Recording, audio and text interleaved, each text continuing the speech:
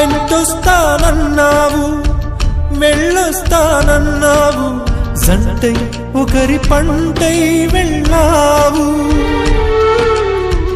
కరుణిస్తానన్నావు, వరమిస్తానన్నావు, కరువై మెడకూరివైపోయావు.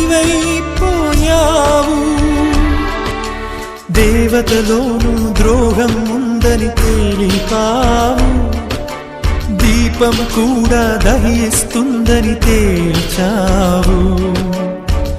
ఎవరిని నమ్మాలి నన్ను తప్ప, ఎవరిని నిందించాలి నిన్ను తప్ప.